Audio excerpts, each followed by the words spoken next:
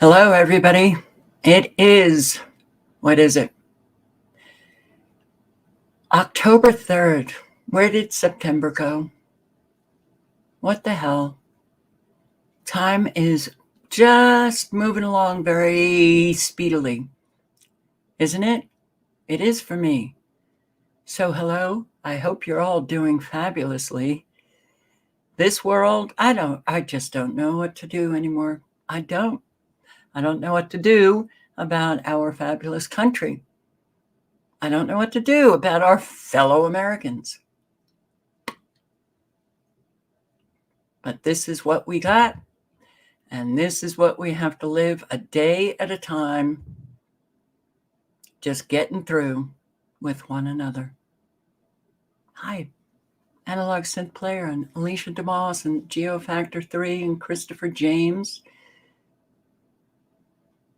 Yeah, that billboard speaks volumes. Tony Punch, hey. Not an angel, but thank you. Sandra, Crazy Pots, and Rage Against the Machine, and Teresa Blanchard. Hi.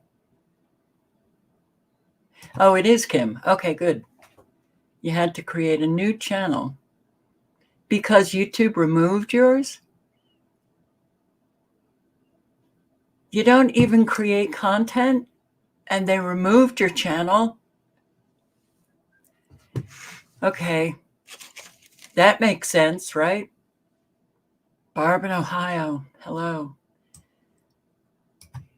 B-Dub. Hey. My eyes are very sore. So if you see me squinting a lot, that's why. So, Louisiana Skywatch, hey. And Bella, Tanya. My eyesight is deteriorating quickly. It's kind of scary, but I'm going to have to get new, what are these called? Readers? Let me try. Maybe this is a different. I can't believe how everything is just turning blurry. Silent Walk, Joni, Hillbilly Grandma, Crystal Ingram, hi, Aaron Myers, Jane Northrup. Port strike is over, I know. Until January 15. Maybe they saw all the videos of people panicking and emptying out Costco and Walmart and supermarkets of their toilet paper. I saw this one video. Well, that's a wee bit better. I saw this one video of this guy in Costco, and he's filming himself, and he's going up to people, and he's saying, what you have to worry about is foreign imports. That's what comes into the port. He said, we make quite a lot of toilet paper and paper towels here in the country, so I think we'll be okay. But people were stocking up on the toilet paper. What the hell is it about toilet paper? People are so afraid that they can't wipe their butt. Oh, okay. I just don't. Let's just say toilet paper is the least of my worries. Okay. So, new comments. 21 Julio, hey. Grout sees what you want. JT, hi. And if I've missed people, I apologize. The thing about StreamYard is that I don't get to see how many are watching the live, how many are in the chat, and I don't get any of those numbers. So I'm just sensing today there is less people, which is okay, which is really okay for me, especially when I don't have moderators in the chat. So some have their mind in the shitter. Rod's high. 80 in chat. 80. 80 might be watching at this point, but I don't think 80 are in the chat.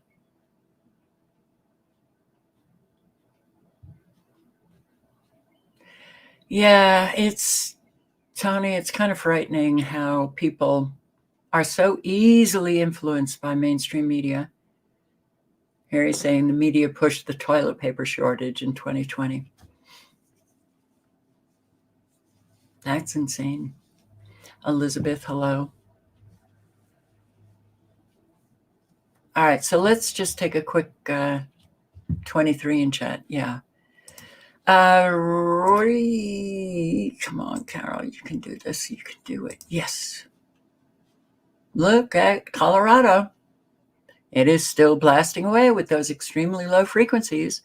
And if you saw Mike Decker's video that he posted yesterday, which I showed on the live yesterday, he calling the weather service in Pueblo, Colorado, asking what's going on, because now it's 3 days.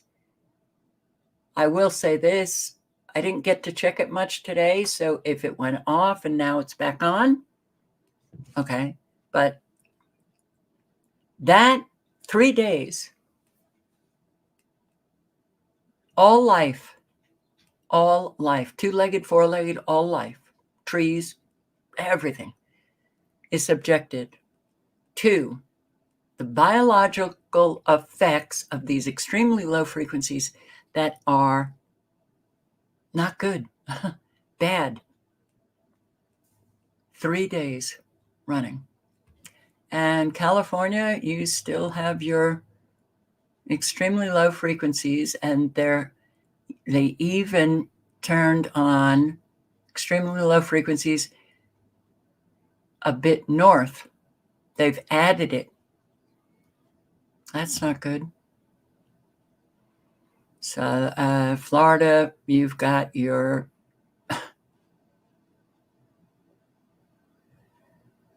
nanobot activation going on.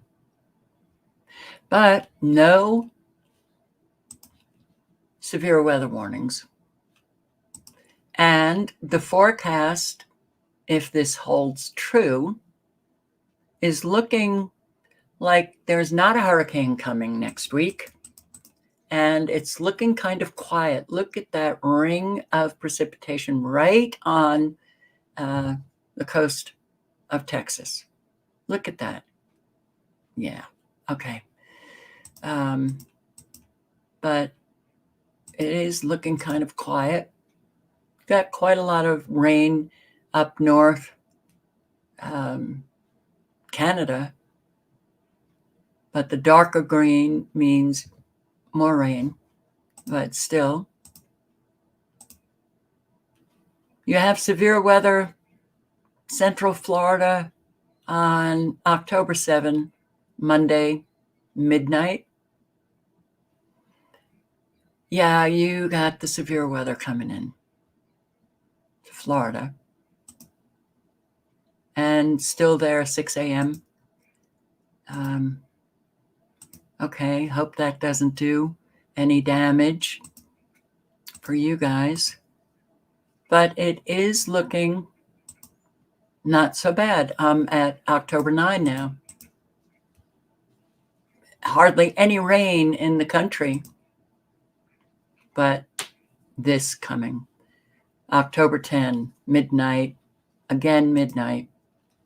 Right off the coast, you can have a slight surge with that.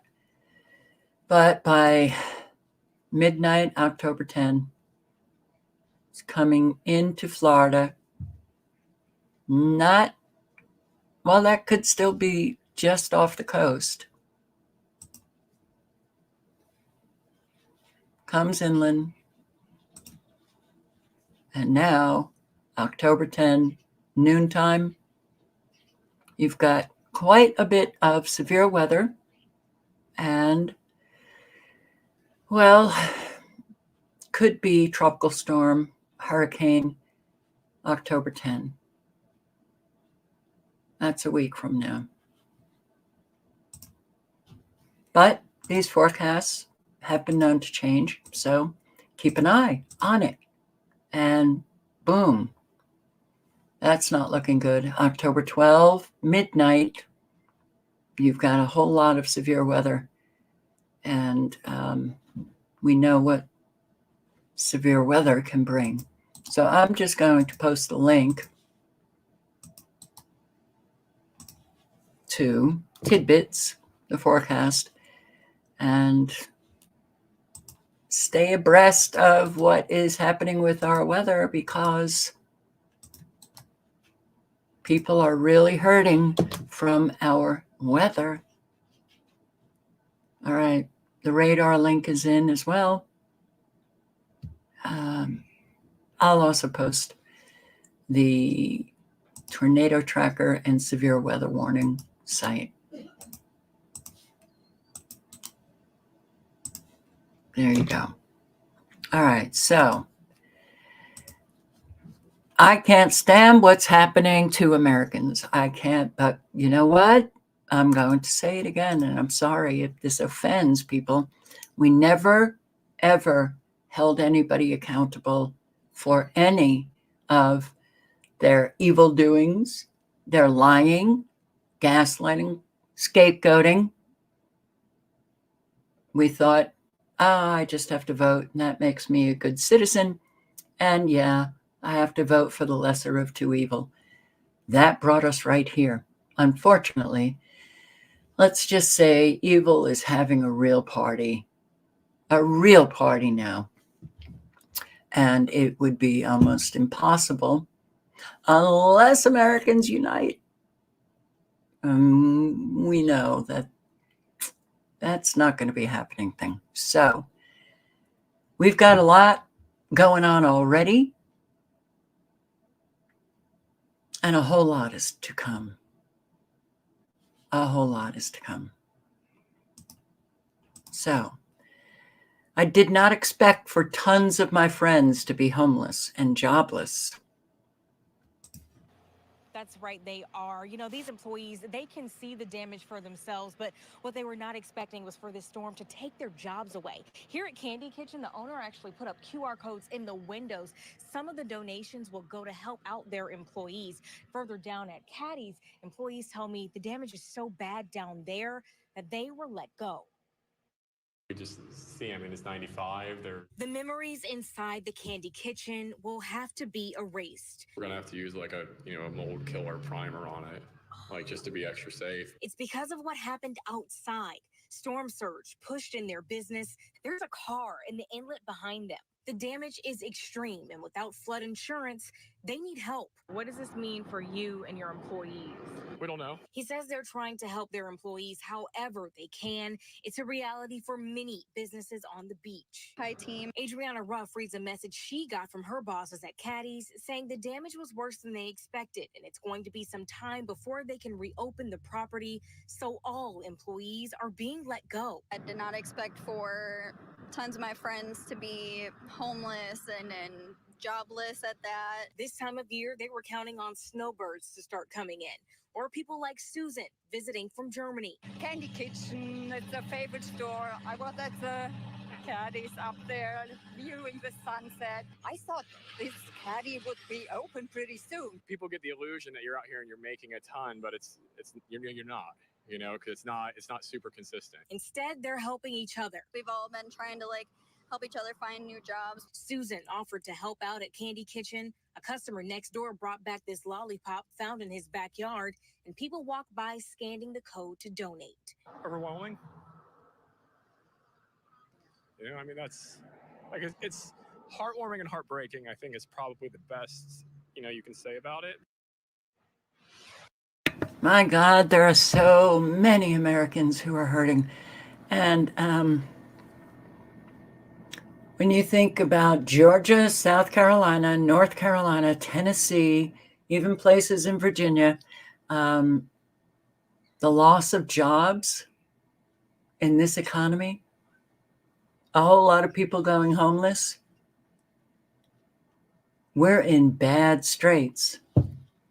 That's why I want communities to come together and just everybody help one another. Business owner is making sure his employees are still paid after destruction. Businesses are unable to open their doors on St. Pete Beach, leaving employees without a paycheck. But one restaurant owner is doing all he can to keep his workers employed. News Channel 8's Alessandra Young joins us live from the Toasted Monkey with what the owner is doing. Stacy, the Toasted Monkey here looks completely different. Behind me, there used to be a fully functioning bar. You can see employees hard at work. Over here, there used to be walls up. And in this area, several tables and chairs. But this is what Helene has left them with. As the water is coming in, just you having waves inside the building. A popular spot right on St. Pete Beach is unable to welcome customers due to damage. We had our doors and windows blown out, the bars blown away. We lost all of our products, all of our furniture, everything like that that insurance doesn't cover. Matthew Vario owns Toasted Monkey as well as Bowie's and Rick's Reef here in the area. He says a handful of his employees lost all of their belongings and now their incomes. We've been putting them to work rather than hiring outside demo crews and cleanup crews, just to give them some money and some positive moving forward. One of those employees who is taking him up on his offer is Jenna Newton. I lost all my furniture. My apartment needs to be repaired, so finding a place to go while all the repairs are being made is definitely a stressor, and not having income right now. Instead of serving drinks behind the bar, she and other employees are now shoveling, sweeping, and trying to put back the pieces of the place they love to work at. I truly can't believe how much has been done. It really looked like there was no return when I first saw this place. And this restaurant is doing all they can to get through this time of true devastation. Really, the big thing is the building department getting us permits. That's going to be the biggest help to us, to the community, to getting us back to as close to normal as possible and to getting people back to work. So we desperately need permits from them. Well, that's a good idea. The employees that you had, hire them to help fix up the business, right? Good idea.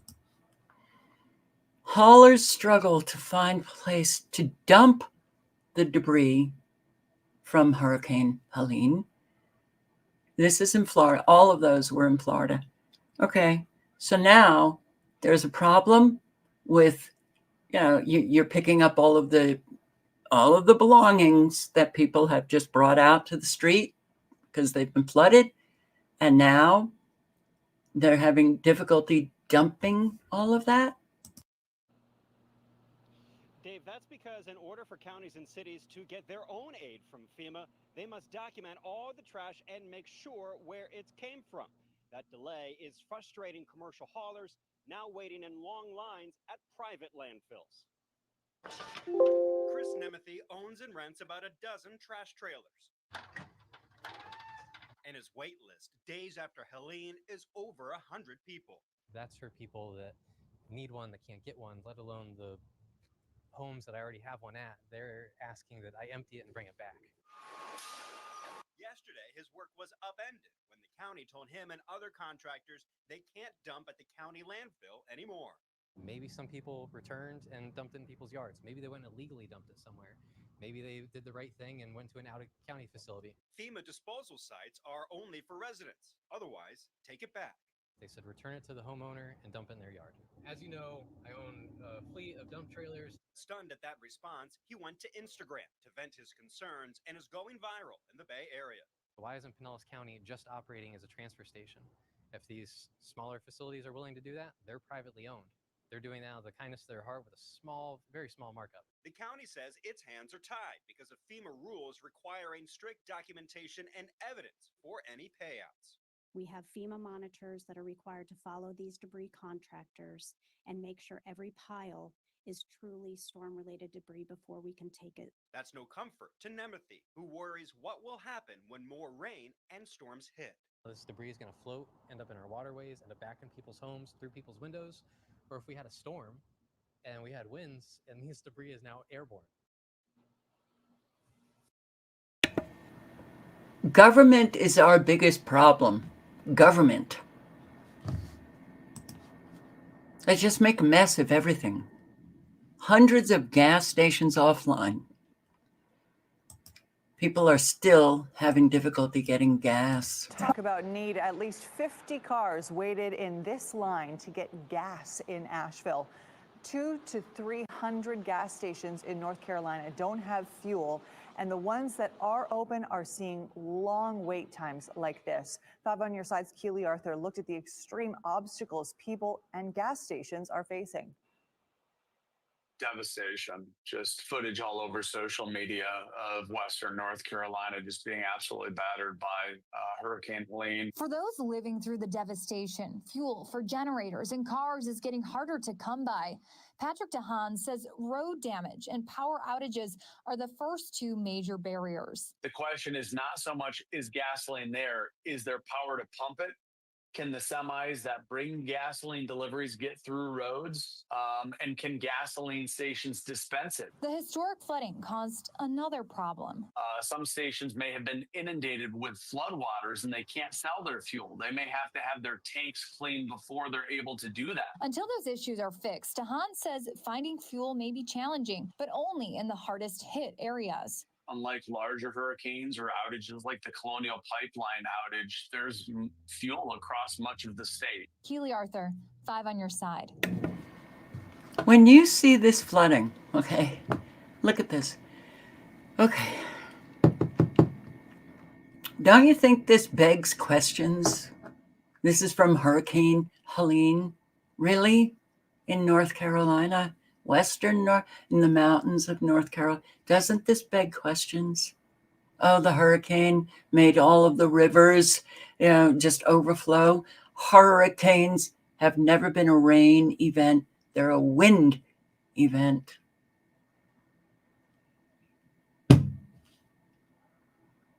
Oh, man. I can't take it anymore. Yeah. I know how she feels. With more on this story, I have seen so many posts about people just up and selling their properties. They just want to get out of this. Yes, many will try to sell. Many may not be able to do so. So from homes to businesses like long-standing iconic restaurants like Woody's Waterfront, the daunting tasks to rebuild almost too difficult to bear, including for one woman who's lived in her St. Pete Beach home for decades. I've lived in this house since I was 11, and now it's all got to be gutted out. A lifetime of memories, now heaps of trash. Everything is destroyed, going to the curb. Jody Powell has lived in her St. Pete Beach home for more than 50 years, but just one storm destroyed everything. My dad built, he's a World War II Marine veteran. He built this bar. It's solid wood. It's just flipped over. Filth came up from the sewage too. Jody evacuated the barrier island before the hurricane, her neighbor capturing this video of her home when fast-moving floodwaters moved in, climbing 4 feet. The waves just came in off of the 130 feet of waterfront we got in the back. What was it like being so far away, watching the destruction and not being able to do anything about it? You feel helpless, overwhelmed.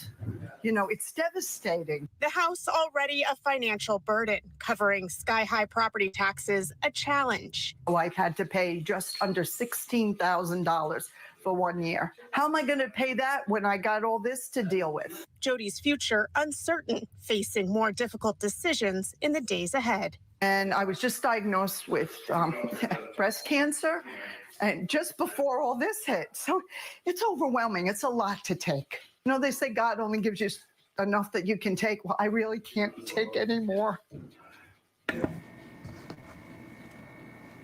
That's just what I said last night.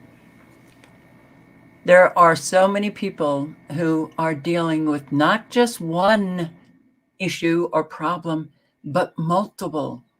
And it does get to the point where you just can't take anymore.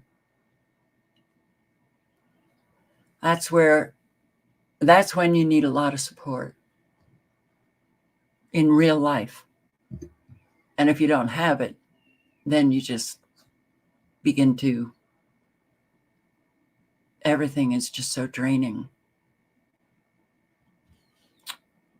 So FEMA has ceased all relief operations, is now seizing supplies and donations. And wow, what a mess. What a mess everything is.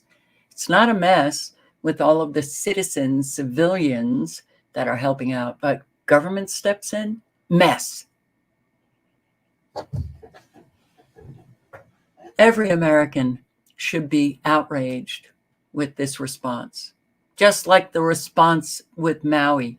And oh, the list is long, right?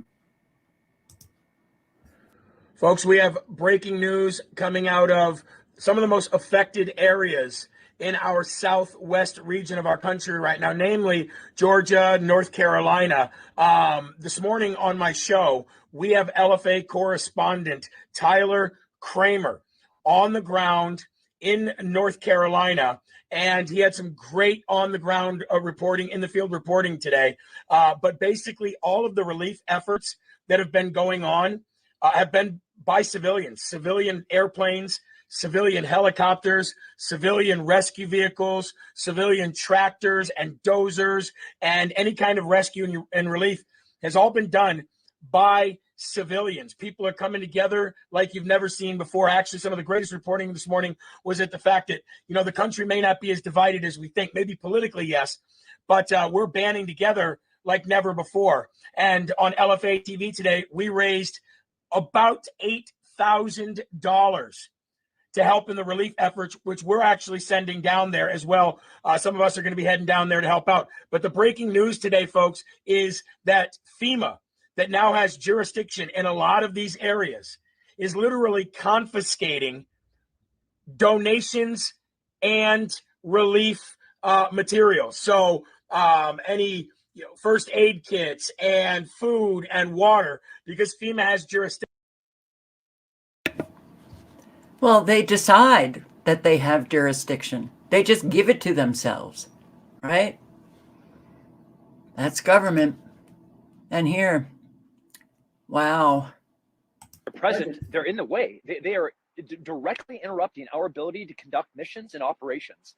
And I'm not going to disparage anybody, because we are trying to work within partner relationships, both government and non-government entities within state and federal and county. I went to put a couple of people into a hotel last night, and they have a security guard at the hotel. And they said, "Oh, we're so sorry. The entire hotel has been booked for federal employees." And I was like, no, it's a repeat of Maui, a repeat.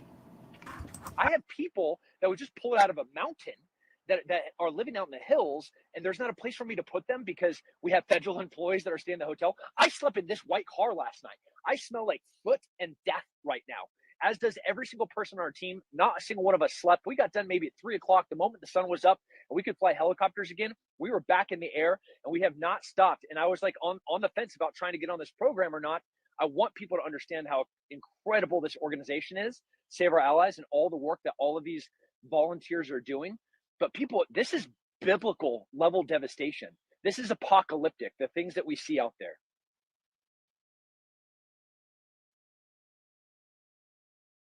Federal employees take up all of the hotel space. In Maui, they took up a whole lot of those hotels, and they were partying, and they were at the pool. This goes on because we allow it to go on. And here, okay, sorry that I have to do this, but yeah. All right, listen to this guy.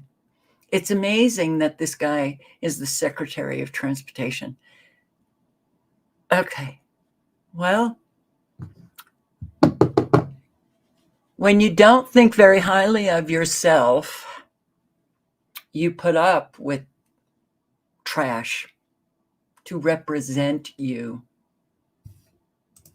Our goal is to make sure that funding is no obstacle to very quickly getting people the relief that they need and deserve. There's also some safety issues that come up. For example, temporary flight restrictions to make sure that the airspace is clear for any flights or drone activity that might be involved in helping to allow those emergency responders to do their job.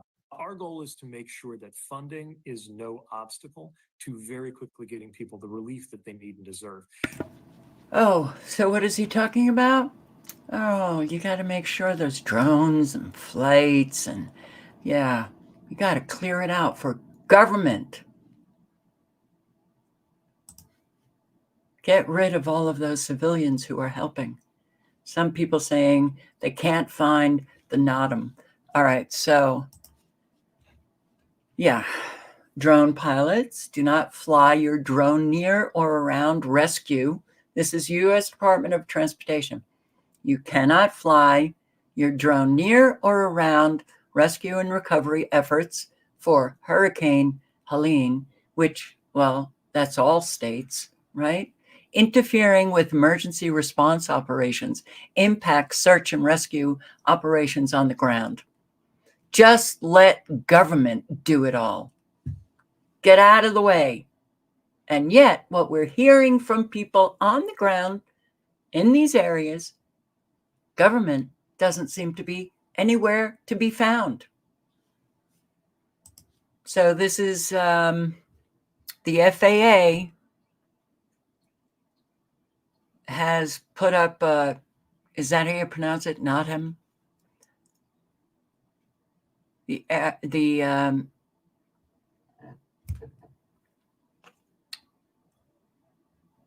Oh my God. It literally just flew out of my brain. The city that everybody is focused on in North Carolina. Okay, that airport is closed except for state or federal disaster operations, which means that no private civilians can use that airport. They seem to be the only ones who are actually in there helping people, rescuing people.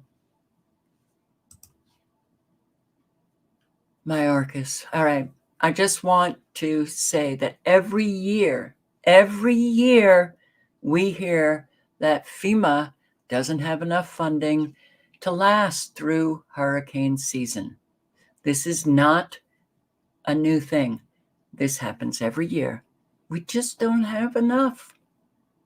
We have to make sure that we have enough, money to kill a lot of people. We don't have money to help people and keep them alive. We got to send money over to Ukraine. We have to send money over to Israel. We have to send money over to other nations because that's what we love. We love to kill people. This is such an evil, subhuman thing. FEMA doesn't have enough. Plus the fact we have to, make sure those illegal migrants have far more than we give Americans.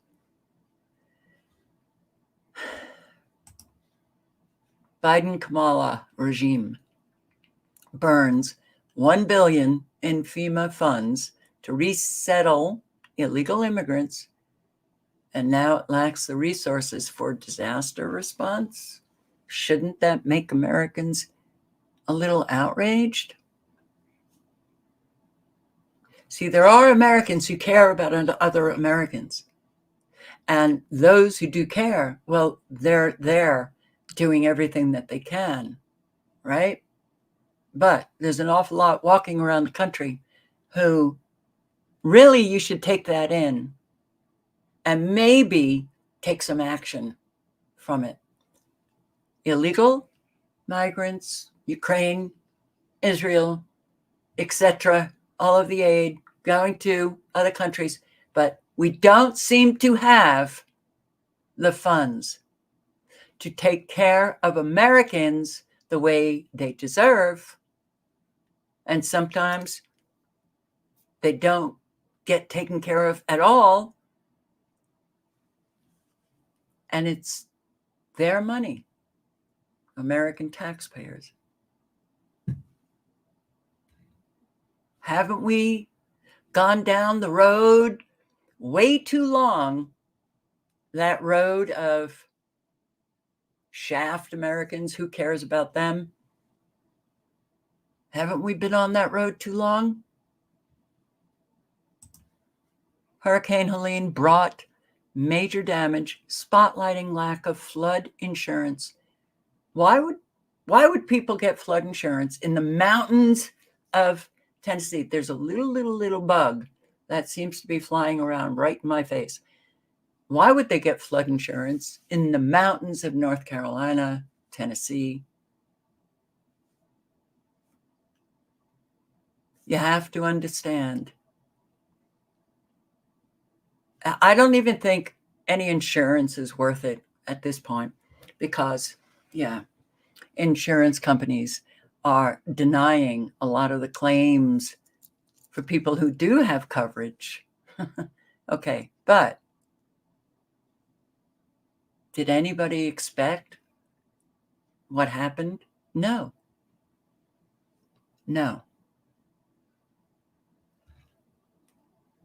So, Kayla Ward was drinking coffee on her porch Friday afternoon when she noticed water from the nearby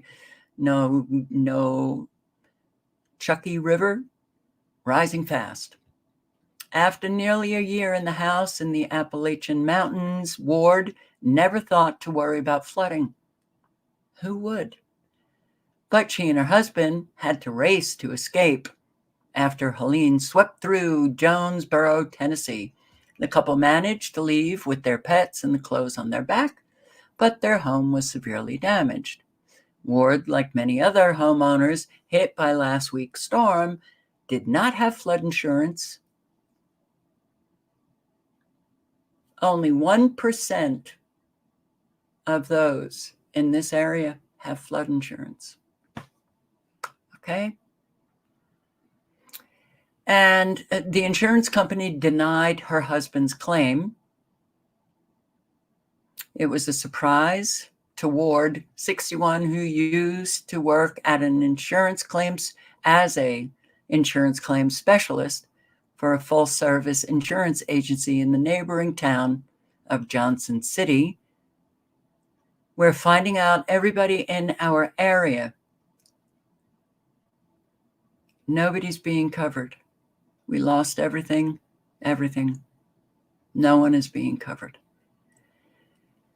Okay, 4% of homeowners in the country have flood insurance. And they can bring flooding anywhere. I'm going to play a lot of this. It's Asheville was the city name that I couldn't remember. I've been saying it over and over and over again for days. Let's bring in Florida Congressman Corey Mills, who is on the ground, busy conducting rescue. Florida Congressman, Florida, up in North Carolina. Missions in North Carolina, delivering aid and services to communities in need.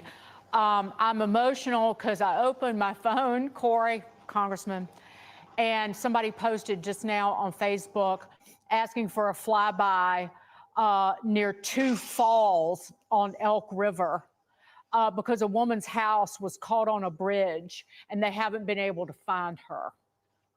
And so they want to fly by over the river there, the falls there, hoping that they can find her alive.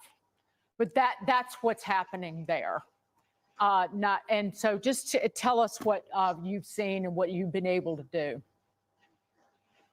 So yeah, Dick, I appreciate you guys covering this. You know, unfortunately, we're so concerned with everything that goes overseas that we forget about the American people at home, the way we did Maui and the way we did when it came to Ohio with Palestine. So we need to start thinking about America, and that's what we're here to do. So in the last 2 days, yesterday we delivered almost 4,000 pounds of water, non-perishables, diapers, wipes, other things to Asheville, North Carolina. We did a couple of actual drops yesterday to hard-hit areas, and today we resupplied, went into Bernardsville, conducted a search and rescue operation in a couple of locations. I did a hoist operation where we were able to rescue an 83-year-old, today, his birthday, elderly gentleman who was showing heart attack-like symptoms that we pulled out of Bailey and sent over to Johnson City to get them out.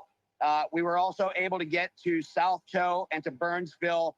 We were able to put Starlink systems in place and also drop off 9 bottles of oxygen and an insulin. So that was a big thing where our diabetics were running low on insulin. So we were able to hit Broad River Fire Department, which seen over 64 inches of rain and water that flooded the entire fire department, destroyed 2 of their fire trucks, and decimated houses across the area. Swananoa is another area. Black Mountain we were in today as well.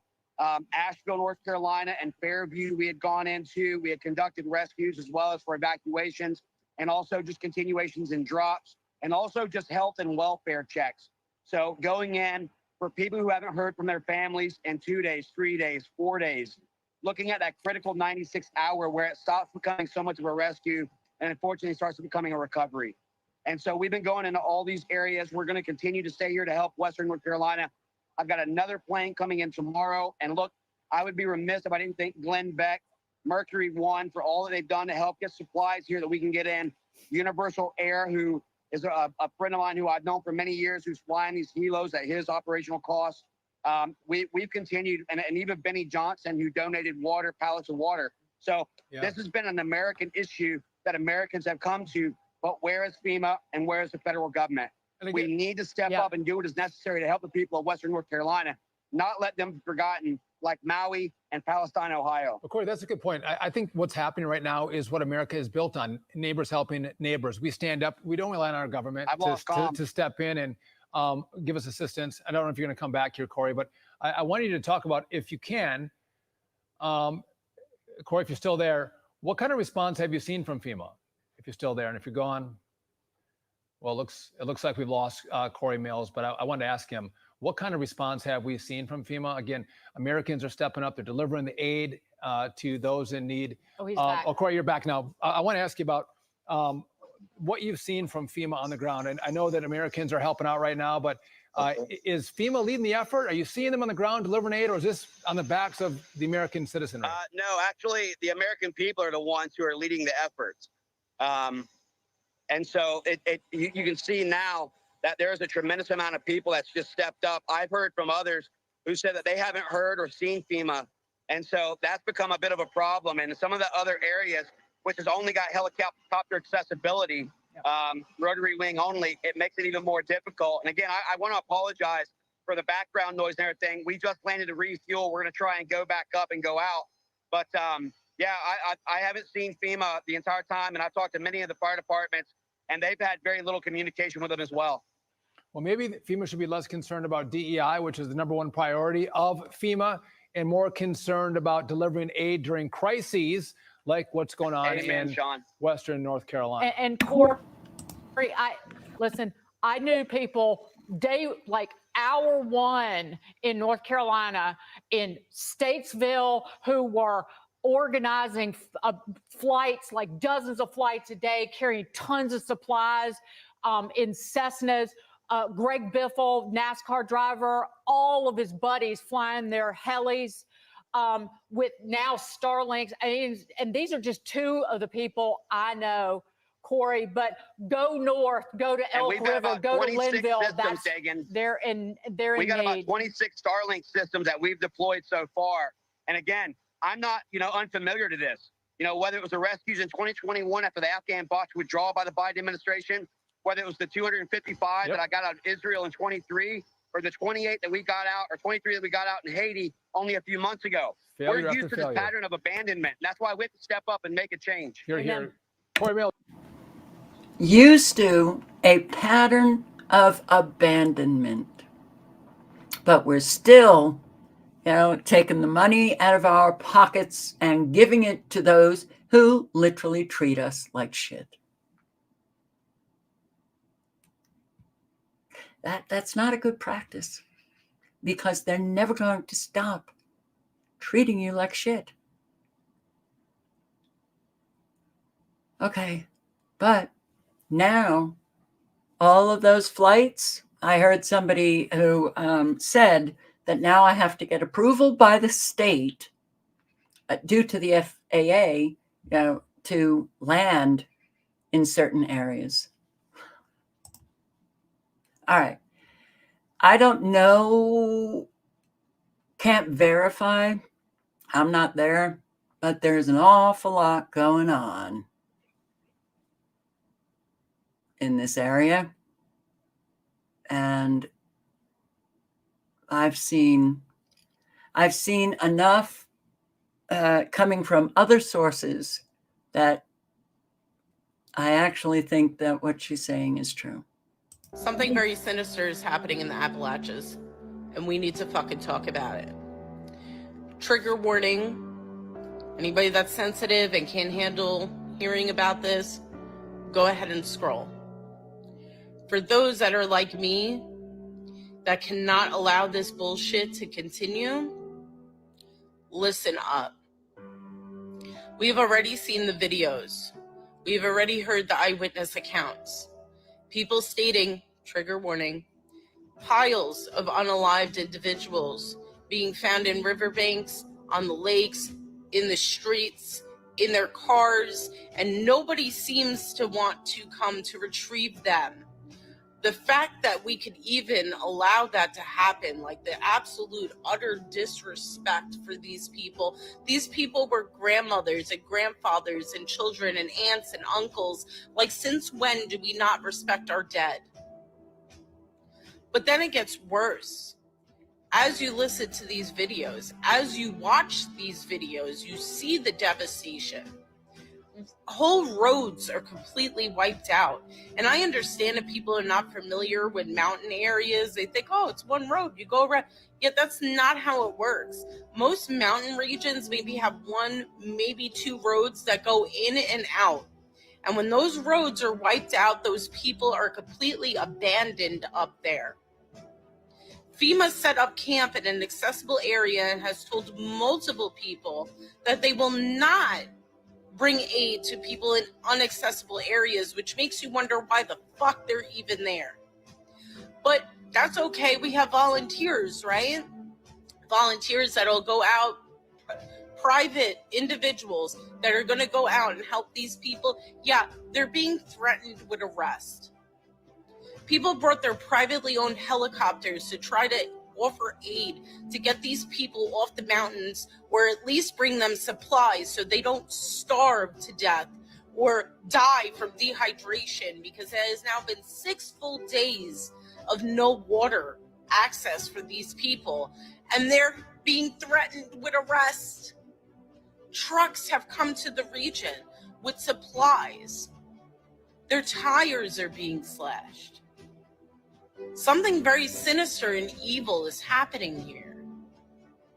Then you throw into the mix that there's an entire source of lithium under these mountains, and all of a sudden, things start stacking right in place, don't they?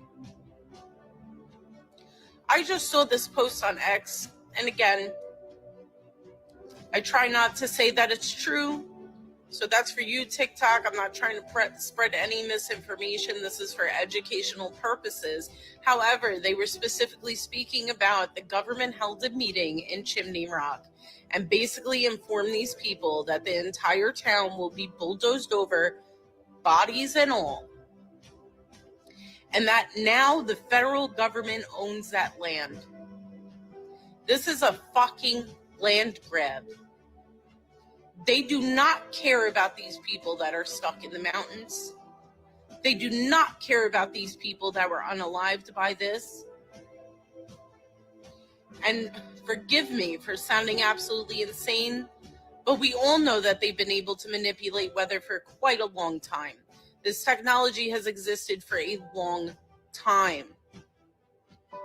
So how am I supposed to believe that this is all coincidence? And how is it that I'm supposed to believe that this kind of lack of support is an accident? I'm absolutely enraged. And I am not going to stop talking about this until there is some kind of resolution for these people. I am but one person. I don't have the resources to help. I don't have the time to go down there. I don't have the funds to donate. But the one thing I can do is use my fucking voice. And I'm not going to shut up about this. These people do not deserve this. And for any of you idiots that think that they do, just know that you're next. We allowed this to happen in Maui. And now we're allowing it to happen again in the Appalachians. How long until it's your neighborhood or your town or your family being left to rot in the streets? We need to fucking stop this. Please share, and if you're going to donate, only donate to churches. Apparently, FEMA can't take the donations from the churches. So find local churches in the area, donate directly to them, or if you know somebody in the area, donate directly to them, because FEMA is not helping at all.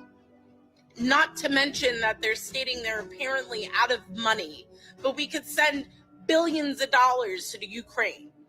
I'm so fucking sick and tired of this, and I don't know what it's going to take for my fellow American to get to that point either. This is absolutely fucking deplorable, and it needs to stop. God bless the people of the Appalachians. My heart, my soul is with you. I pray that God puts his hands on you and delivers you to safety, because you truly are surrounded by evil right now. And people like me will not stop talking about it. I don't give a fuck what TikTok does.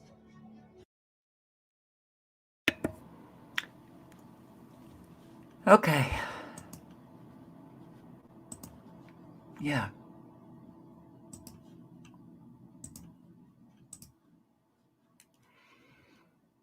I wish everybody was sounding like this. TikTok apparently is just deleting an awful lot of channels, whatever they're called on TikTok. I don't know. But yeah, anybody talking about the lithium? Well, nope, can't have that. Weather modification? Nope, can't have that. Considering China is a major weather modification player, not going to allow that on TikTok.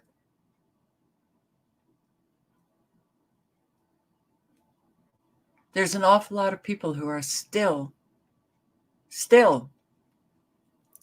waiting to be rescued. No water, no food. And there are other people who are talking about that they're dying. This term, unalive, when did that start? I don't understand it, but people are using it a lot. The younger generations are using it a lot. Where did that come from? Unalive, meaning they're dead. Friend in North Carolina, when asked what guys need when they returned from the woods, we need body bags. Lots of them. They have to mark and bypass in efforts to find people still alive. Elderly that rely on oxygen, diabetics, relying on insulin, and severely dehydrated people are dying before help can get to them in some cases. And we know we have the most marvelous military in the world. It's the 82nd Airborne in North Carolina. And I saw another post today from another man who is 82nd Airborne and said that they're like, how is it that we're not being called up? This is what we do. This is what we do. We do rescue missions and we're not being called up. They're in North Carolina. They could be there kind of in a heartbeat. They're letting these people die.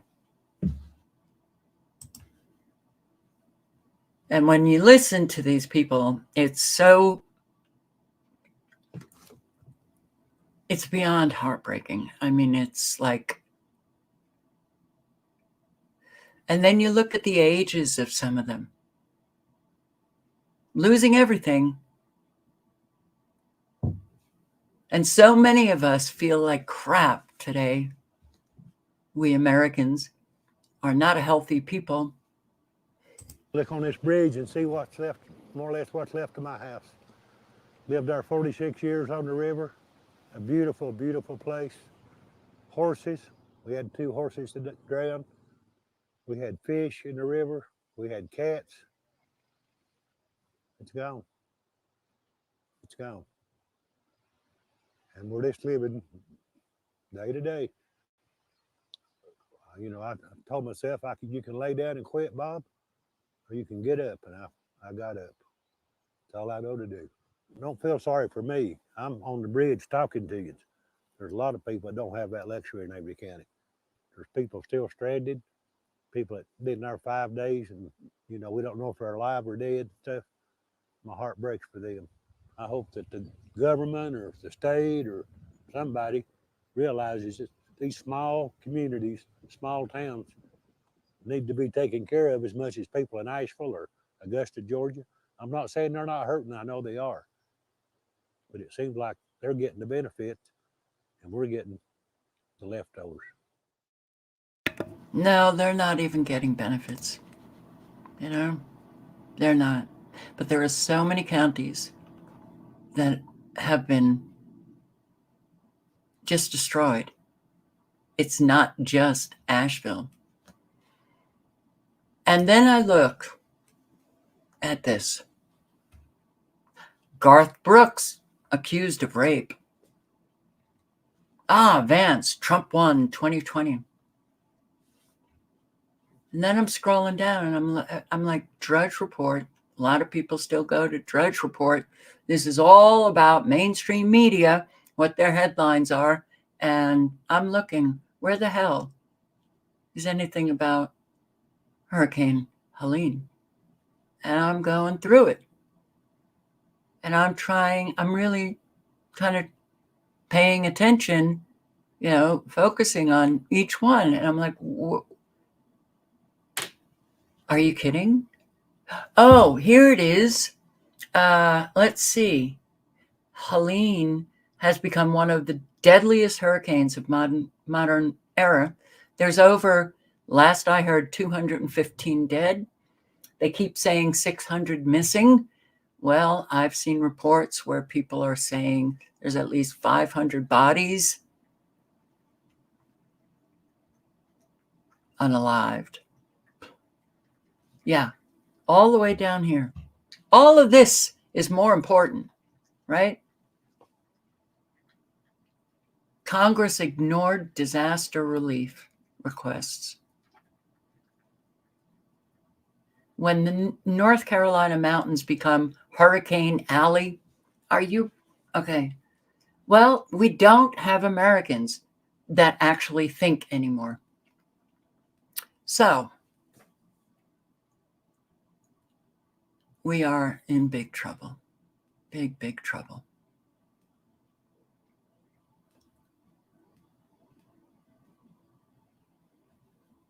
You would think that this would be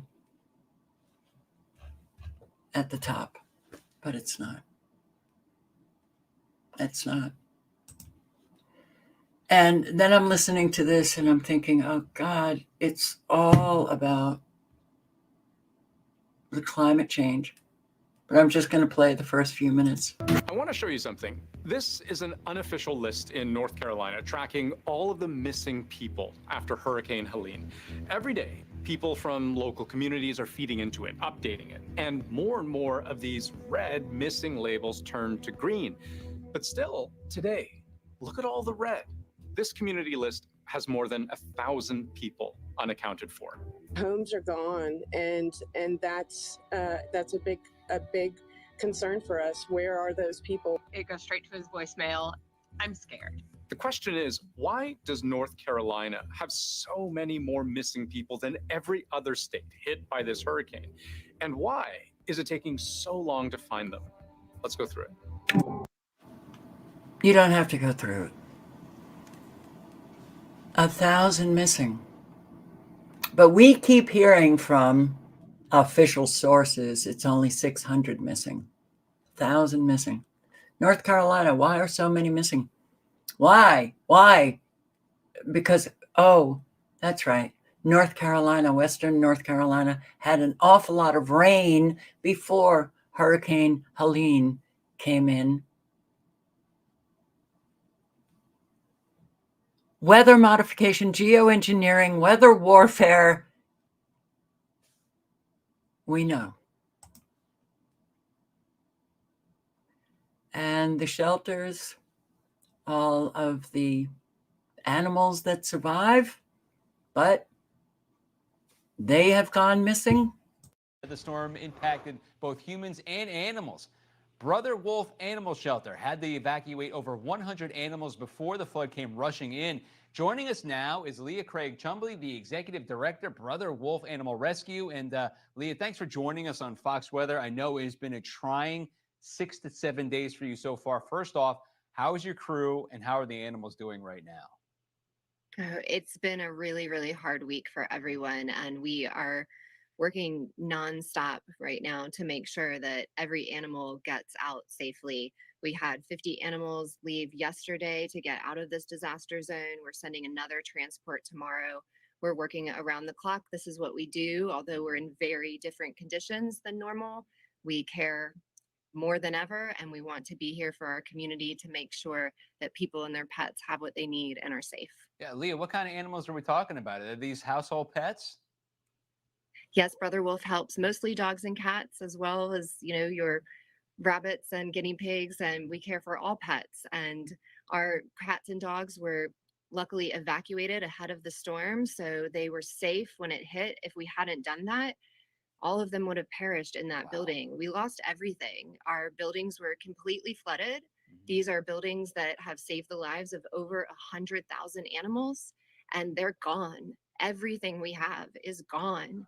We lost our medical mobile unit. The support that we bring to this community is so vital because we work throughout all of Western North Carolina.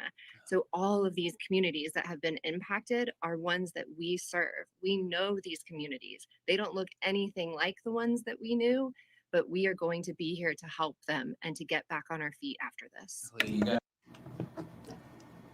Okay, it's not just the two-leggeds.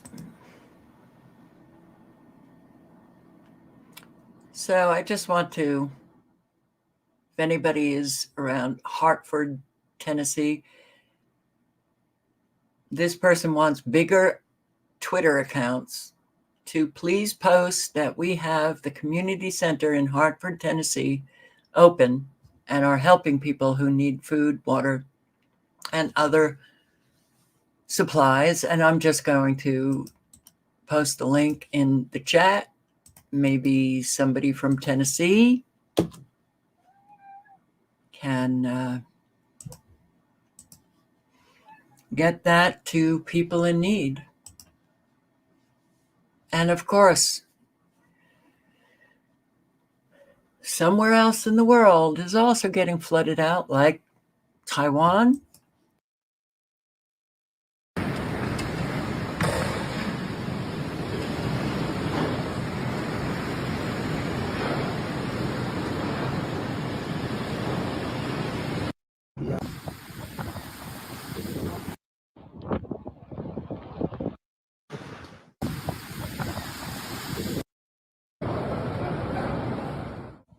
Kaohsiung's mayor, Chen, traveled from Taipei to Kaohsiung to chase. That's a wind event. That's a wind event. But the winds are pretty intense, as you can see, right? But how about, oh, yes, once again, Saudi Arabia. Let's not question this. It's climate change bringing flooding, massive flooding to the desert.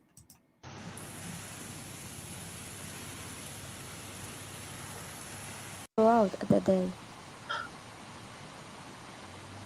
the country, which in Taif, heavy rains occurred on Monday, September 30th, caused flooding on roads and streets.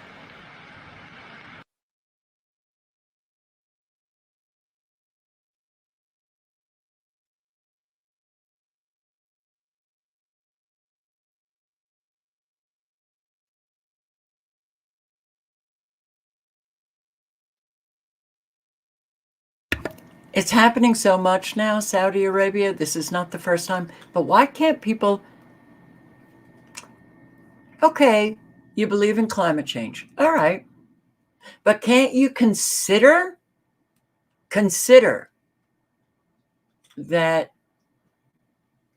because of the technology that man now has, and because there's an awful lot of evidence that, well, militaries have been using weather as a weapon, can't you even consider that maybe some of these events are brought about by man and not climate change? You know, man using weather as a weapon. Isn't it possible? Yes, of course it's possible.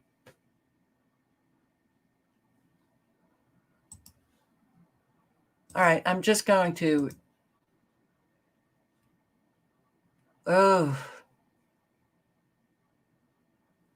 let's just, Mayorkas. Evil personified. Okay.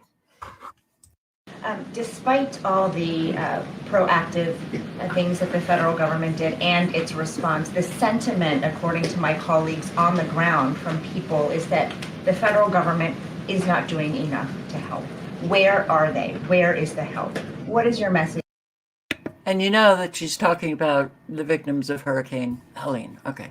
To those people. I would say the following, that we are there and we will continue to be there, and we will reach the most difficult to access locations. We are relentless in our efforts to ensure the safety and security of all. Despite... Phew! Wow. Now I feel better.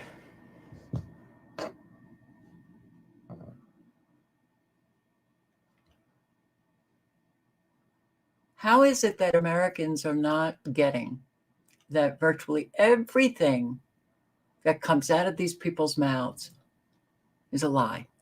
How is that possible? Burnsville, North Carolina. Oh, surviving off donations. And let's see. I posted this video on Never Lose Truth. I think the title was, This is what can happen when we work together, when we share information and work together. So if you haven't seen it, it is on my Never Lose Truth channel, but you can also just click on the link and listen. And that's right. Yeah. We can only count on each other. We can't count on, any other source like government to step in and help.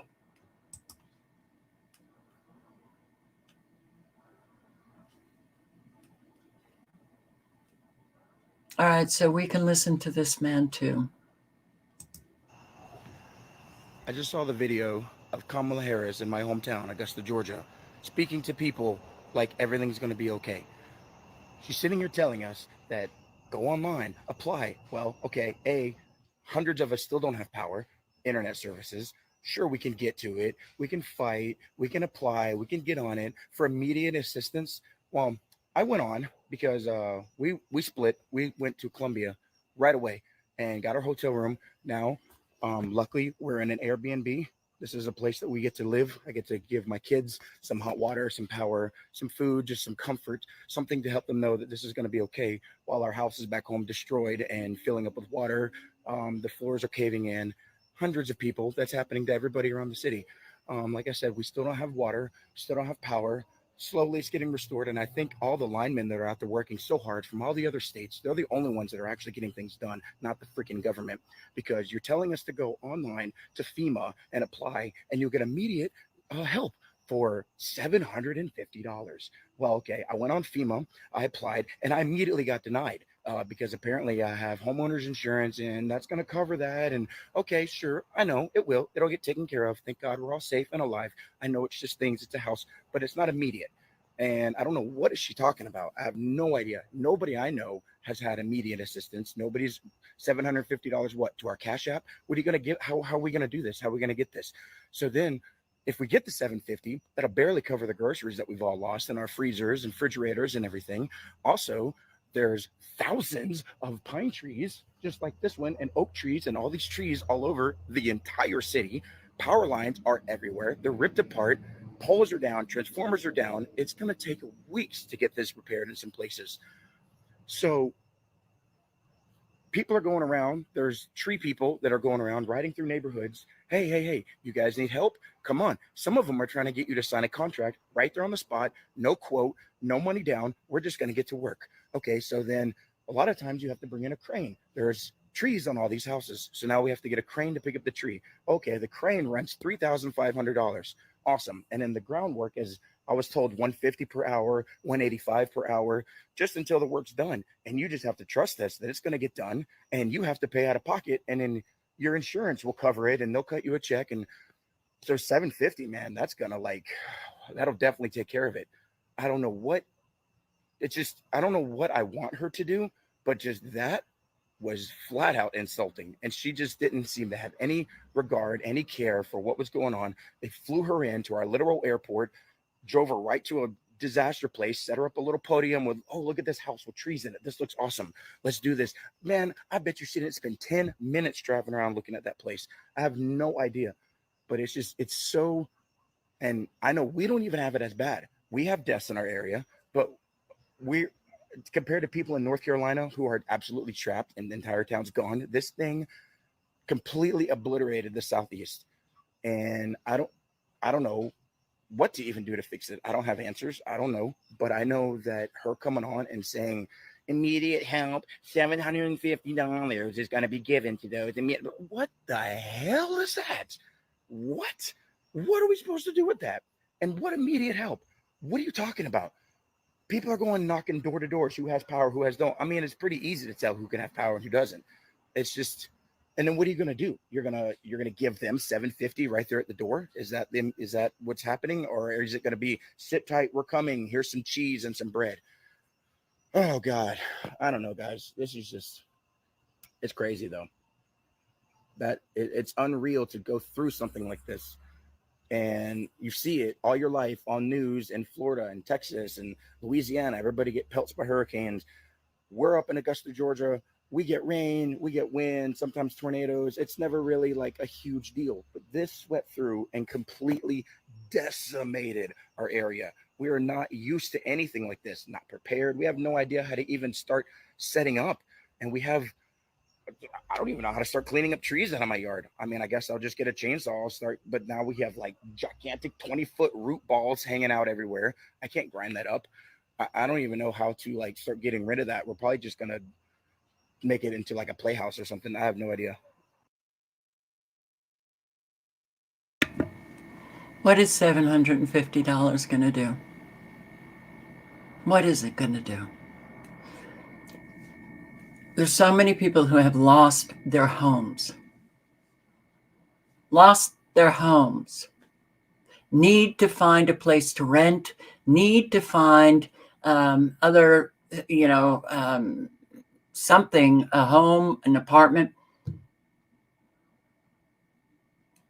With inflation, rents are so high. What the hell is $750 going to do? It is a slap in the face. $700 for those in Lahaina, $750 because of inflation. We'll give you an extra $50. It is such a disgrace. Oh my God.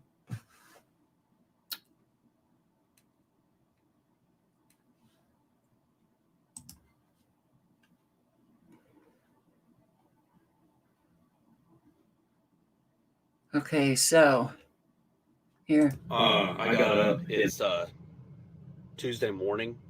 To head towards Asheville or some. Yeah, I was going to head towards Asheville, taking the back roads, and I'm now seeing other content creators who are also being told, no, don't come.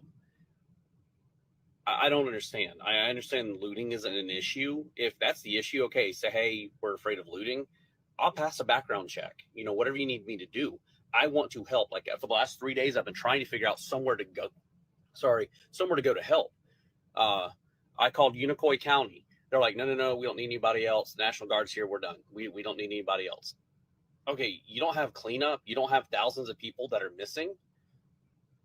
It's frustrating because people like me who just have a desire to help, we want to help. God has put that on our hearts, and we're being told no. I don't know who else to contact. I've did Samaritan's Purse. They told me I'm on a wait list to come. I've got drones. I've got 2 generators, big generators, ready to go. I've got shovels. I've got brooms, whatever it takes to clean up, find people. It's frustrating. It's frustrating because we're being told that we cannot help our fellow citizens and they have to just fend for themselves. That's what's frustrating because I keep saying, hey, we need help, and yet they're not letting anybody do it. I don't understand what their goal is. Do they want more people to die? Because it seems that way. When we can get out here, I understand it's hard to get in some places. I've got hiking boots and I can have a backpack. I can at least take some water. I can take some food, whatever. I've got a dually truck. I understand it won't go over big trees, but at least go in some areas that are difficult to get in without a 4-wheel drive. I don't understand. I don't know. Make it make sense.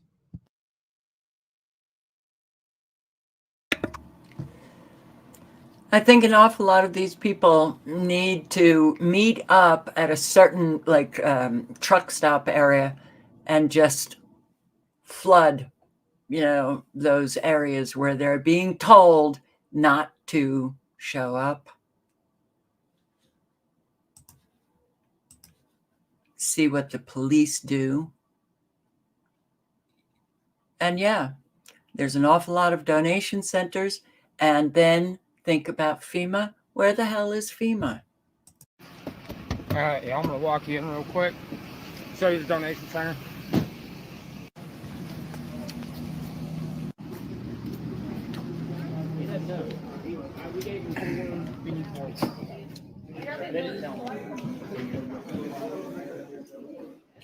Huge support.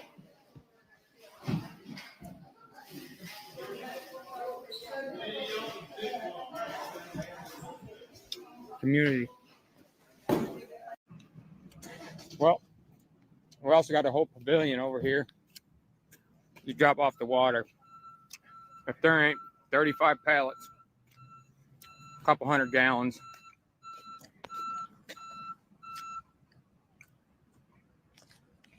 So we're actually heading down into the bad area here in a minute. The firemen that are with me are talking to the local firemen, trying to figure out where we're going to be and what we're doing. So I'll keep y'all updated. Hang around. You never know. Appreciate y'all. You can see the turnout. Community strong. So we pulled up to 2 different locations. We asked some sheriffs. We asked some other fire departments. They're all leading us to the command post, which is FEMA. they're not going to allow us to do anything. Maybe sit there for 2 or 3 hours and then go direct traffic. So we're kind of at a standstill. We came to another fire department. If not, we're going to work our way back down towards Newport, Jonesboro, that area. We just can't. I'm just in awe and shock because what I'm seeing is crazy devastation. Just in one part of town, the rest of town looks okay. The other side of the river, I mean, wiped out. We just went past where the hospital was or is, where those people are stranded. We just can't get anywhere. Nobody's allowing us to put boots on the ground and get saws started, things cleaned up. I'll keep y'all updated, but we may end up in a different town. I don't know. Make it make sense, right? Make it make sense. Doesn't make sense. So, other news, major train station in Germany stormed by police amid deadly virus fears. Marburg, wow. There are no approved vaccines or treatments for this deadly virus, which has a fatality rate of up to 88%. They don't give you an awful lot of information, but it was the Hamburg Central Station, and it was cornered off by the police for fears of travelers being infected with the deadly Marburg virus. Hundreds of passengers were forced to evacuate.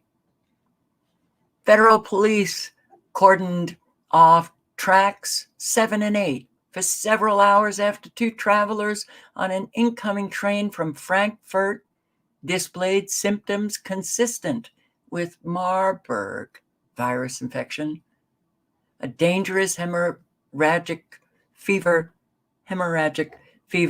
similar to Ebola, where they bleed from all orifices. Emergency began when a 26-year-old German medical student and his girlfriend traveling on an ICE train, high-speed train. We don't have one high-speed train in this country, do we? Yeah. Train from Frankfurt to Hamburg. He developed flu-like symptoms. Okay. Well, how do we jump to Marburg virus? Don't know. It remains unclear whether the pair have indeed been infected with the Marburg virus. Well, we all know what the flu symptoms are. All right, well, we don't get to know. The health department has ordered the police to stop people at the main train station as part of infection protection measures. The student identified as having recently arrived in Frankfurt by plane from Rwanda. Oh, don't you just love that you're on the edge of your seat all the time now? Warning, strange events just happened. And okay, I can't play this entire video. Minutes of Horror. I don't know if you know this channel, but you might want to check it out and subscribe. But the first couple of minutes, do you know how many young people are dying? Okay, so we are living a time of great genocide all over the world. Young people are dying of heart attacks. And that is an ongoing thing. So even if you don't hear about these things when you're walking about and doing your day, and suddenly it dawns on you, oh, right, we had that pandemic and people were getting that new product, and gee, I wonder how people are. They're dying. They're dying. There has been a lot of strange news recently, and in this video, I do want to look at some strange events that are currently happening around the world. Some of this news has been coming out as recent as yesterday and even today. So because so much is happening around the world, I'm going to go ahead and condense these topics down to one video instead of making multiple videos. So if you would like to see me make videos in the future where I talk about multiple events in one video, please do comment in the comment section below. So with that being said, let's go ahead and take a look at some of these strange news topics. Now, the first one I do want to go ahead and talk about happens to be that there is a stark increase of heart attacks in young people. All right. Rare? It has not been rare. It's only been rising throughout the years. All right. The link is in the chat. But I have another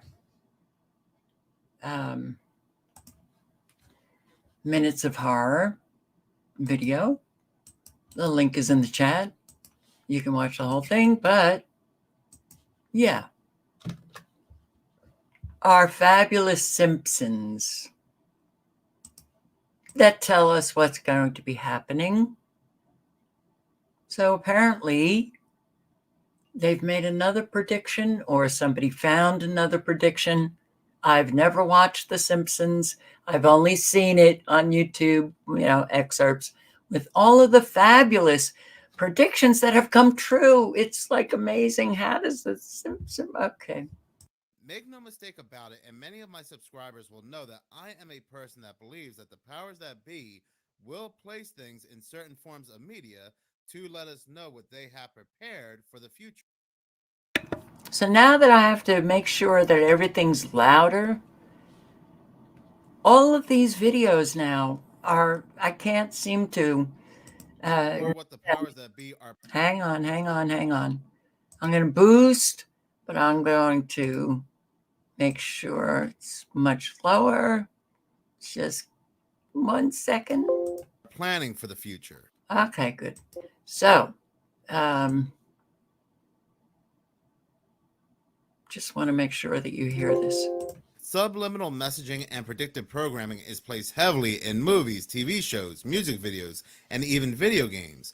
But many people, not just conspiracy theorists or those who believe in conspiracy theories, know that there's one form of media that keeps predicting future events, and it happens to be the TV series The Simpsons. You will be hard-pressed to find anybody that will fight you on the fact or call you crazy if you were to tell them that The Simpsons are showing us events that will take place in the future, that there is something not right about The Simpsons. But for those that know that the creators of The Simpsons are high-level Freemasons. They even made an episode where Homer joins the Freemasons. And if you listen closely to that song, they are telling you everything that they are the architects of. So this is not predictions that we are seeing being played out in The Simpsons. This, again, is them telling you, the architects telling you what is going to take place. So this turns my attention to an episode of The Simpsons, season 35, episode 7. And I have to say, I'm really surprised The Simpsons have been running this long, but then again, I'm not, given the fact of who the creators are and what organization they are in. I really don't know anybody today that sits down and watches The Simpsons. The Simpsons, to me anyway, have stopped being funny for a long time. Now, this episode of The Simpsons oddly ran across my shorts feed, and I call it odd because an episode of The Simpsons has never crossed my shorts feed before. But the title of this short happens to be Descendants of The Simpsons, and it has to do with Thanksgiving in the future, 60 years from now. The Simpsons, they're sitting around the table, they're about to have Thanksgiving when Lisa's granddaughter asked her this, and this was Lisa's reply. All right, everyone, get out your remembrance candles. Granny Lisa, why do we light a candle every Thanksgiving? In remembrance of the great blackout when we actually had to write things down by hand.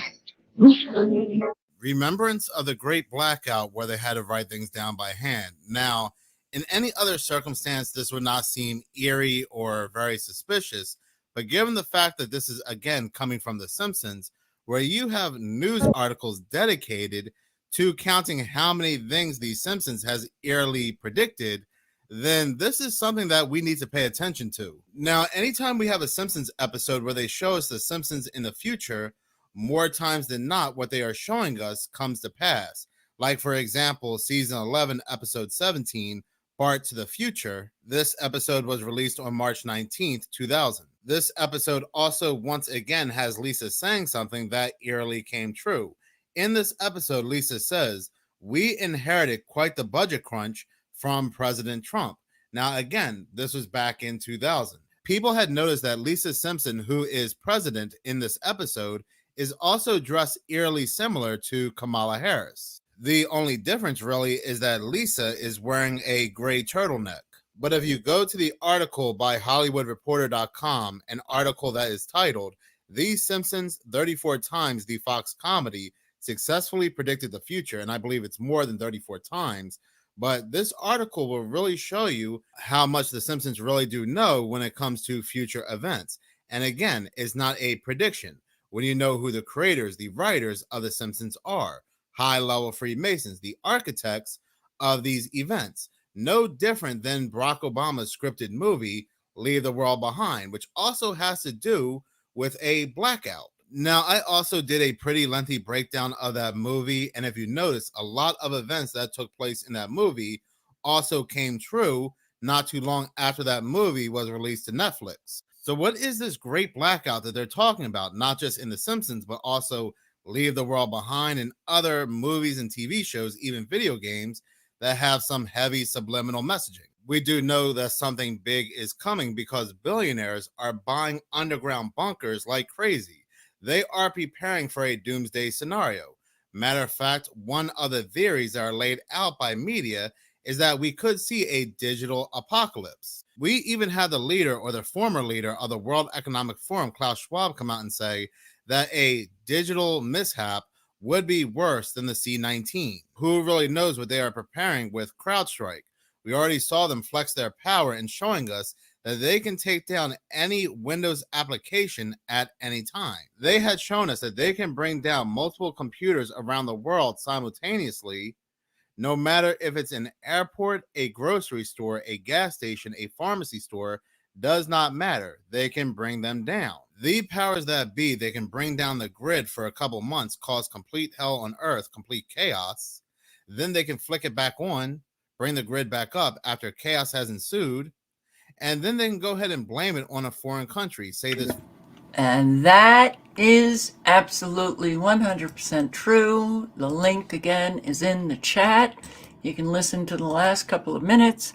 But The Simpsons, oh yes, to remind us of the time when we had to write things by hand. What does that mean? Then you saw them all put away their cell phones, right? Where is that? They had cell phones in their hands. Okay, so look at what they've done with the weather. Look at North Carolina. Look at South Carolina and Tennessee and Georgia and Florida. Okay, so they're also saying that it's going to take a long time, weeks and weeks, for the restoration of power to an awful lot of those communities. So what we are seeing is on a bigger scale now, on a greater scale, a whole lot of people who will not have any power for a very, very long time. They also said, which I couldn't believe, that apparently there has been an announcement about Interstate 40, that they won't be able to open Interstate 40 in those areas from North Carolina, Tennessee to North Carolina. That is a major, major artery right there, certainly for the truckers. Not until like mid-2025. All right. So what we are seeing is these evil shitheads that are able, they're getting away with however they're attacking people, that really it's quite obvious that it needs to be questioned. You have a hurricane in the mountains of North Carolina, Tennessee. Okay, that needs to be questioned. But they realize they can do anything at all. We see, and we have seen numerous times now, when we have these disasters, whether it's flooding or fires, government is nowhere to be around. And okay, we'll throw $700 your way for the fires and $750 for the flooding. But we see they make their announcements about the billions and billions and billions going to countries where we get to kill people. At some point, Americans really need to but they won't. That's the very sad part. They won't.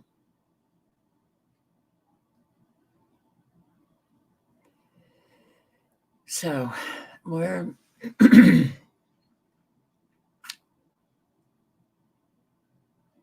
we're looking at whatever you can imagine, unprecedented, that's coming around.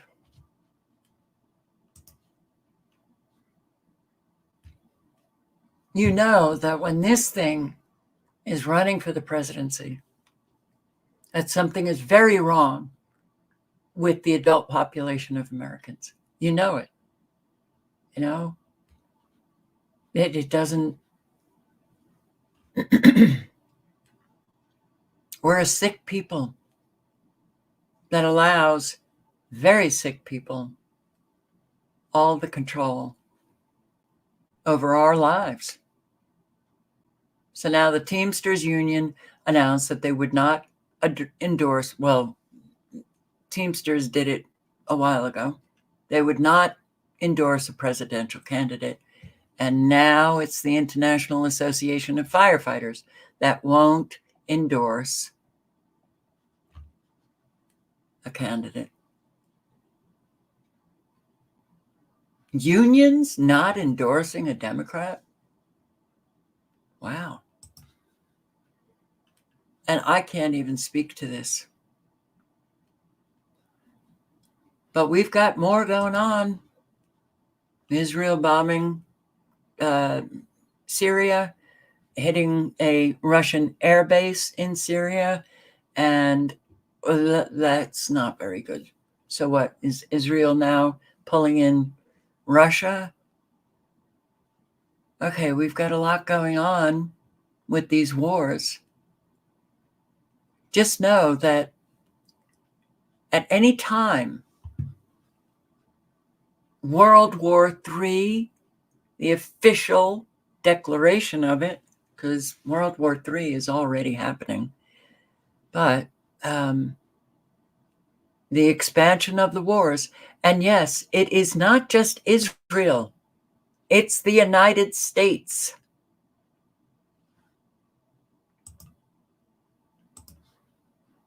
The killing just goes on. Suburbs of Beirut. The suburbs of Beirut. That's right. I guess Israel believes that Hezbollah is somewhere in the suburbs of Beirut.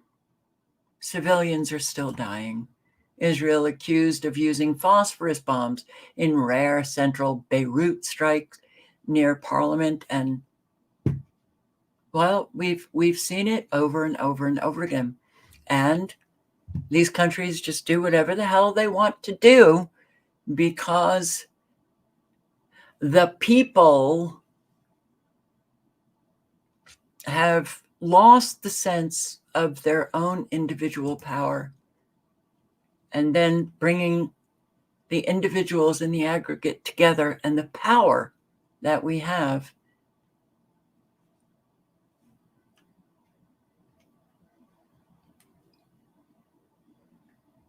I just don't like evil winning. I really have a hard time with that. I do. And here, now, it's not just Gaza, not just the West Bank. For the first time since Hassan Nasrallah was killed, Hezbollah granted the media limited access to the southern suburbs of Beirut, which have been under non-stop attack since last Friday. Apartment blocks are now graveyards. Belongings that have not been crushed between layers of concrete tell a story of their own. A pink chandelier still aloft in what appears to be a bedroom. Here you can get a sense of just how quickly people must have needed to leave. These shelves are still filled with water and with cola, and even these little ice cream bins still filled with ice.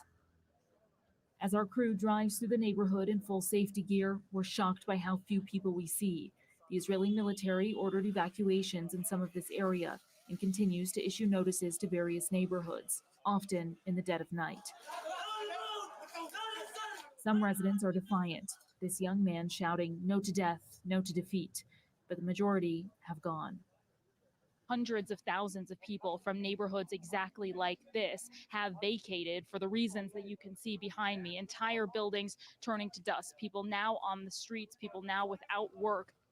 Directly across from that site, a children's playground, now deserted and serving as yet another reminder of who lived here. We drive away into more destruction, smoke still rising, billowing into the air that is thick with both dust and anguish. Priyanka Navani, TRT World, in the southern suburbs of Beirut.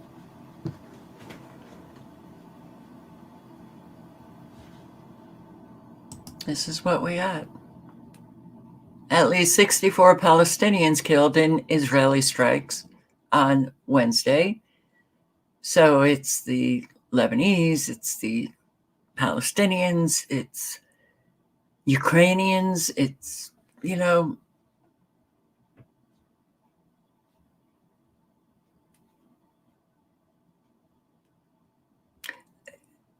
I do have to wonder if this is hell. These are U.S. wars. These are Biden's wars. I will post the link.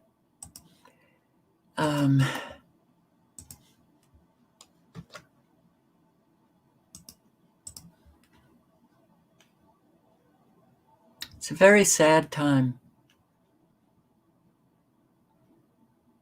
But I'm going to end this live.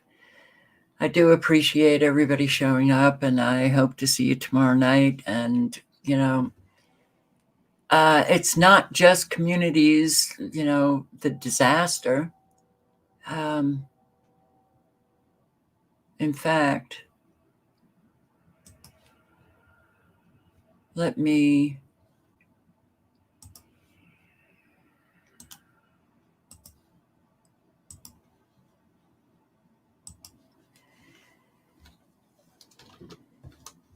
I'll end with this.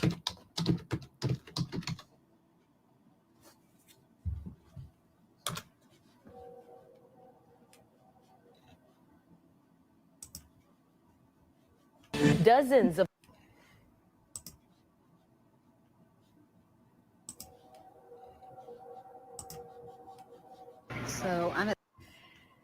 And I just wrote, whether destroyed by weather or by the economy, all communities need help. Pull together members of your community, organize a helping hand. Yeah, that's what we do have control over. Our own communities and how we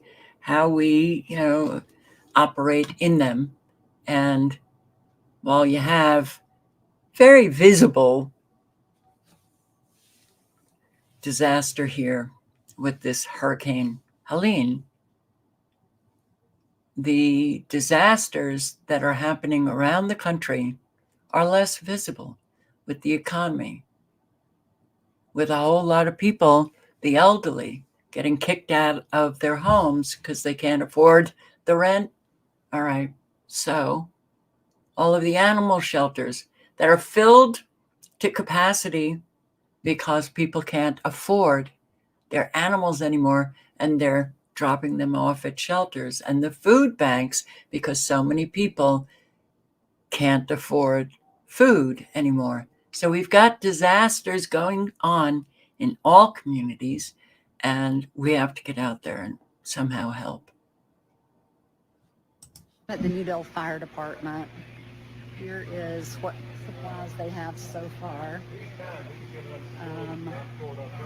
Absolutely nothing from the government. This is all volunteers, just personal donations. So this is where your money on the GoFundMe is going. But yeah, the government is not helping. This is just local people banding together and bringing supplies. So yeah, the government won't come save you. It's your neighbors and family that will be there for you when you need it. Just blessed with volunteers. No help from no one else. We just get volunteers bringing in water and supplies. This is awesome. Yeah, this is all personal donations. This is not government. This is people just doing this out of the kindness of their heart. So some volunteers donated some supplies, but I mean, this is all being unloaded by hand. There's not equipment to even unload pallets. So, but this is amazing. We greatly appreciate all your help.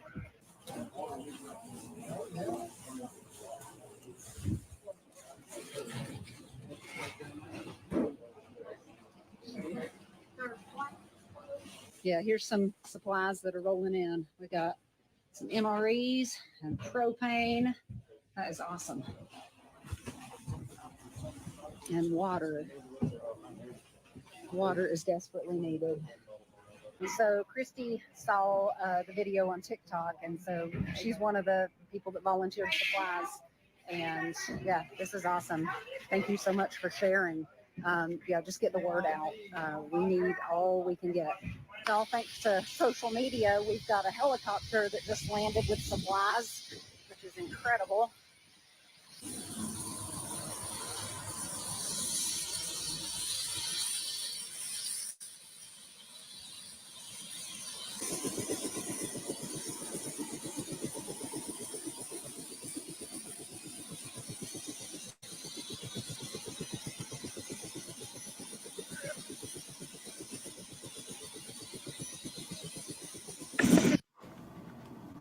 Yeah. Okay. So,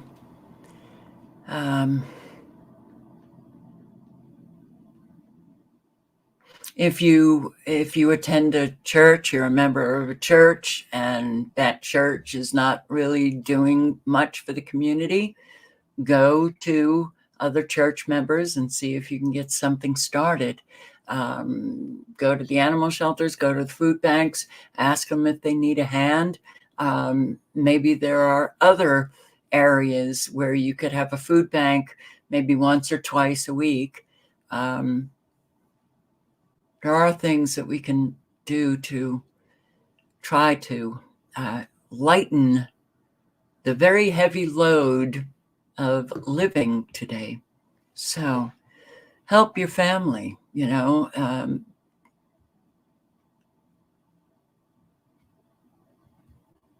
And yeah, if you have adult children living, you know, and having a difficult time, you know, take them in.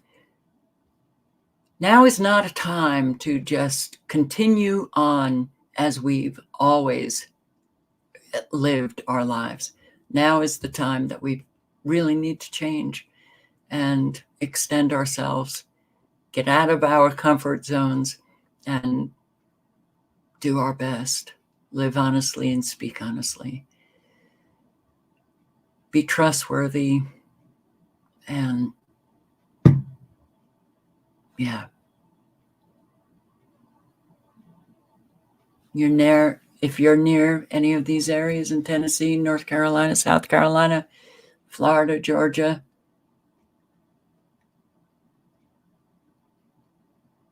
and you haven't